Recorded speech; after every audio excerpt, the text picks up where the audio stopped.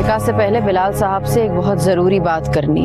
अब कोई बात नहीं है बहन जी, जो कहेंगे सुन लेंगे। दूल्हा बनने की तैयारियां हो रही है। सही है बेटा, चढ़ जा घोड़ी पे। ये सिर्फ तुम्हारे अब्बू और भाई की तरफ से प्यार और दुआएं हैं।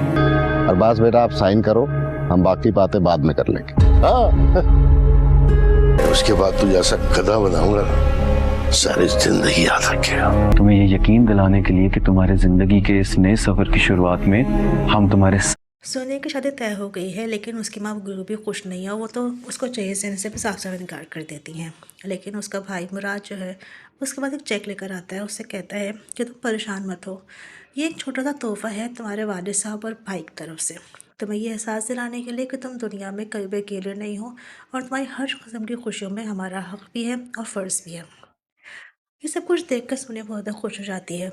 उससे जाने जब उसकी निकाह होने लगता है तो उसकी माँ उस वक्त कहने लगती है कि हमें बिलाल साहब से कोई बात करनी है। तो वो यही कहते हैं कि पहले ही काम होने दें, बातें तो बाद में भी हो जाएंगी। लेकिन वो काफ़ी इसरार करने लगती हैं। तो ये सब कुछ देखते हुए सोनिया के वालिद साहब कहते हैं कि अरबाज आप बेटा साइन करो, हम बाकी मामला बाद में देख लेंगे। इस बात पे बिलाल भी कहते हैं कि हाँ ठीक है, आप पहले निकाह हो जाए, बातें तो होती रहेंगी। दूसरी जानिब जब अरबाज़ की शादी तय हो जाती है तो उसका जो चचा है बिलाल, वो काफ़ी ज़्यादा खुश भी है और ये भी सोच रहा है कि अभी तो शादी हो जाने दो, फिर मैं तुमसे सारे गिन गिन के बदले लूँगा और तुम्हें अच्छी तरह से बेवकूफ़ भी बनाऊँगा।